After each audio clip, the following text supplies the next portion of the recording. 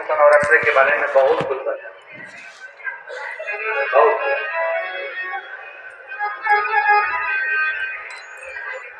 श्रृंगी बाबा गुप्त नवरात्रि के लिए कहते हैं कि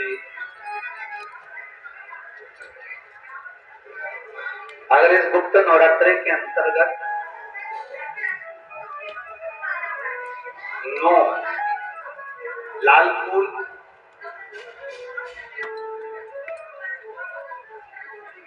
और 5 श्वेत पुष्प, ये दोनों लोग कहते हैं गुप्त नवरात्रि में हम देवी की आराधना करें, गुप्त नवरात्रि में हम भगवान की आराधना करें, पर शिव महापुराण की कथा कर रही, भगवान शंकर का चरित्र कथा है। अगर आपने देवी भागवत का स्मरण किया हो या भगवान शिव की एक पवित्र आनंदमय कथा स्कंद पुराण के काशी खंड में अगर सुनी हो या उसमें भी नहीं पढ़ पाए हो तो श्रृंगी ऋषि के चरित्र में आता है। श्रृंगी बाबा ने वर्णन किया है कि किसी भी स्थान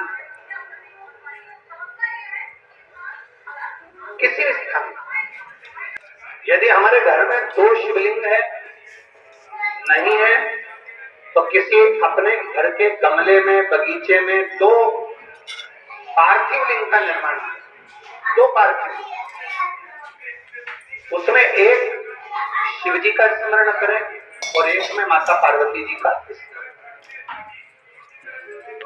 देवादिदेव महादेव की 2 स्वरूप, 2 लिंग प्रकट कर एक पर 9 पुष्प लाल और एक पर श्वेत पुष्प 5 समर्पित करें, बाबा की आराधना करें, जी का दीप लगाएं, पूजन करें और बाद में उन शिवलिंग को, उन पुष्पों को विसर्जन करें किसी भी नदी में, तालाब में, बावड़ी में।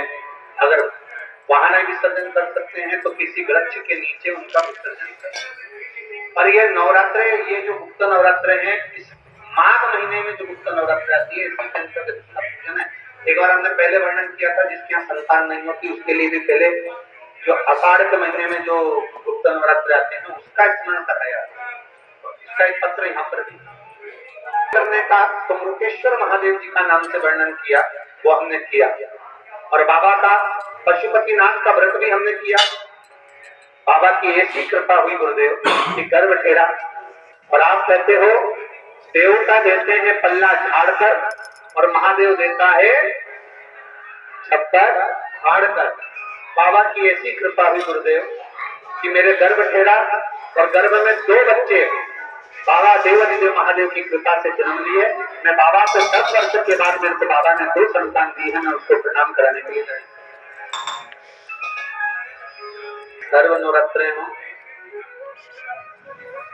केवल देवी की आराधना कर रहे हैं और सोचे कि हम माता जी की आराधना कर रहे हैं और माता जी हम पर प्रसन्न हो। शिव महापुराण की कथा कहती है कोई सी भी नवरात्रे में अगर आप शंकर भगवान की आराधना के साथ देवी की आराधना करेंगे तो शिव महापुराण की कथा कहती है महादेव शिव और शक्ति दोनों ही कृपा जरूर करते हैं। ये निश्चित है।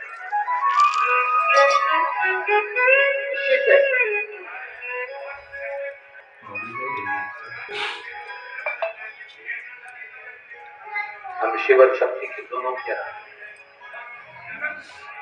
दोनों की आराधना। और हम तो एक बात बहुत अच्छे से कहें,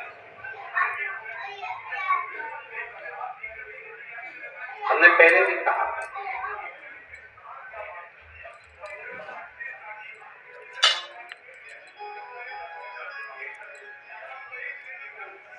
रहने का तरीका, खाने पीने का तरीका, गाड़ी बंगले का तरीका, संपदा आने से, पैसा आने से तुम्हारा रहने का तरीका, खाने पीने का तरीका, चलने का तरीका, कपड़ों का तरीका, आभूषण का तरीका, पहनावे का तरीका भले बदल जाता, भले बदलता। धन संपदा आने से तुम्हारा धन, कपड़ा बदल देगा, तुम्हारी सोच नहीं बदलती। महापुराण की कथा कहती है सोच तो तुम्हारी भगवान की पुराण, शास्त्र, वेद या संत या सतगुरु की शरणागति में बैठने पर ही बदल सकते, चाहे गुप्त नवरत्न हो, चाहे संपूर्ण विश्व को ज्ञात क्षेत्रीय और कुमार के नवरात्रि हो, हर नवरात्रि में आप एक विशेष ध्यान दें। प्रत्येक नवरात्रि में हमें शंकर भगवान की शिवलिंग की पूजा करें। और एक और बात समझ लें, तो शिवलिंग का निर्माण नहीं भी कर सकते हैं तो एक शिवलिंग का निर्माण करें और उस शिवलिंग के पास में ही एक छोटा सा मिट्टी का ढेला रखकर मां जगत जननी जगदम्बा का भी, आपको नहीं बनाना तो शिवलिंग एक मिट्टी का थोड़ा, ऐसा नहीं है कि मेरी माता दुर्गा भवानी पिंडी के रूप में नहीं पूजा। अगर मेरी माता पिंडी के रूप में नहीं पूजा की तो वैष्णो देवी में 3 पिंडियां विराजमान नहीं होता।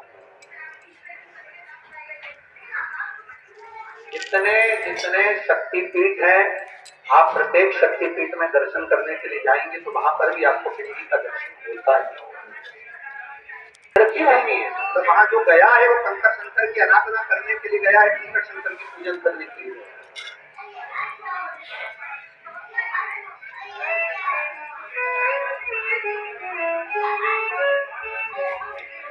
और ये आज का नहीं पुराना है।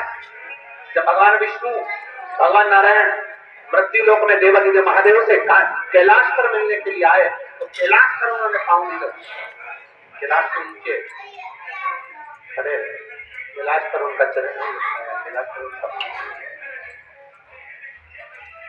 कैलाश पर उनका पाँव नहीं ऊपर है। भगवान शिव ने कहा कि हमारे कैलाश पर आए हैं, दुनिया के लोग कैलाश का दर्शन करने आते हैं, चलकर बहुत दूर दूर से आते हैं, और नारायण आप कैलाश पर आए और कैलाश पर आपने अपना चरण नहीं, अपना पाँव नहीं रखा। भगवान नारायण की आंख में आंसू भर गए। भगवान नारायण रोते हुए आंख में आंसू भर कर कहते हैं, बाबा मैं जहां पाँव रखता हूँ वहां मुझे कंकर नजर आता है, जहां पाँव रखता हूँ वहां मुझे कंकर दिखता है, और हर कंकर में मुझे शंकर दिखता है, इसलिए मैं पाँव नहीं रखता, मैं आपके बिना नहीं रह सकता। और हम दोनों जब एक दूसरे के बिना नहीं रह सकते तो आपको भूमि पर पाँव तो रखना ही पड़ेगा ना, कंकर तो आपके पाँव में चुभेगा। एक पार्थिव लिंग का निर्माण करोड़ों शिवलिंग के निर्माण के पूजन का फल देता है। एक पार्थिव, क्यों? जब हम आप जहां बैठे हो वहां पूरी बालू रेती रहती, आप गंगा के घाट पर गए, यमुना जी के घाट पर गए, सरयू मैया के घाट पर गए, आप नर्मदा जी के घाट पर गए, आप मंदाकिनी के घाट पर गए, आप कावेरी के घाट पर गए, वहां से आपने बालू उठाई, बालू रेत उठाकर अपने शिवलिंग बनाए। उसमें बालू के जितने जितने छोटे छोटे कण होते हैं, जितने बारीक बारीक कण होते हैं, हम ये मानकर चले हर कंकर में शंकर है। जब इसको जोड़ते हैं तो करोड़ों कंकर जुड़ते हैं और करोड़ों शिवलिंग एक साथ पूजा जाते हैं, जिसका फल करता है। यमुना जी विचार कर माता यमुना पेट शिवलिंग का निर्माण कर, यमुना शिवलिंग का निर्माण करने के लिए जैसे यमुना जी जैसे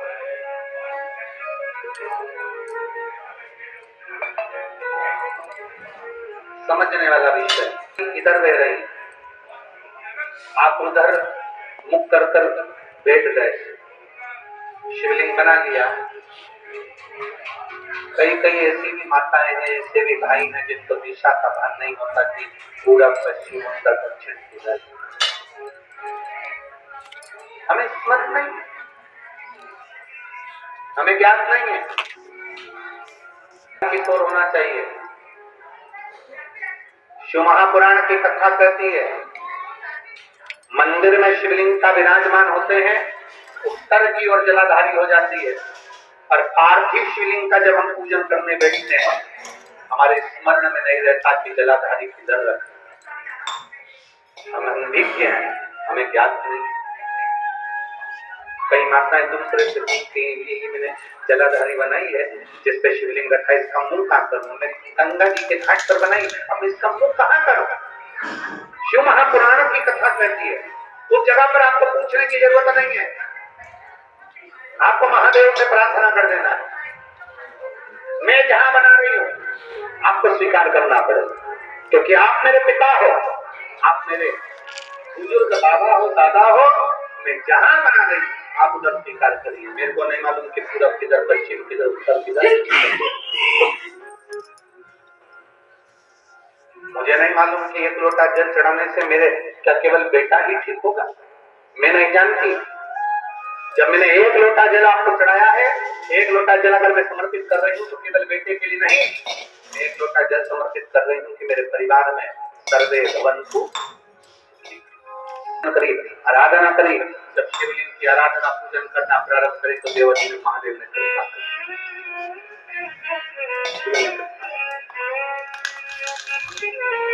कृपा देवती ने महादेव ने प्रकट हो गए। प्रकट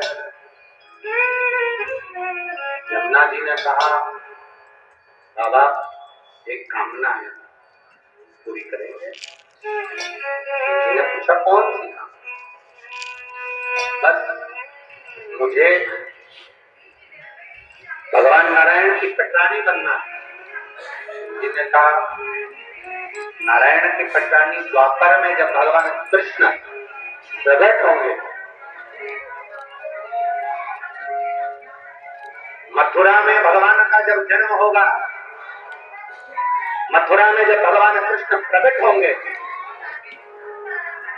तब आपको मैं वर देता हूं, भगवान कृष्ण की पटरानियों में यमुना, तू भी एक पटरानी कहलाए और तू भी भगवान कृष्ण।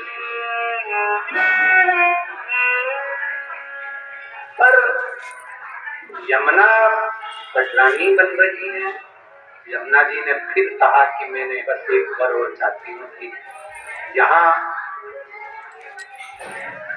भोले बाबा, मैंने आपको पुकारा था और आप यहाँ पर आकर मुझे दर्शन दिए हो, तो इस पवित्र भूमि पर भी आप विराजमान। बाबा भोलेनाथ जी ने कहा, यमुना तूने मुझे पुकारा है, इसलिए सारी दुनिया में जितने मंदिर है, भारत की भूमि पर जितने भी शिवालय देवालय होंगे, सारे मंदिर में, मेरे मंदिर में पार्वती गणेश मेरे साथ में रहेंगे।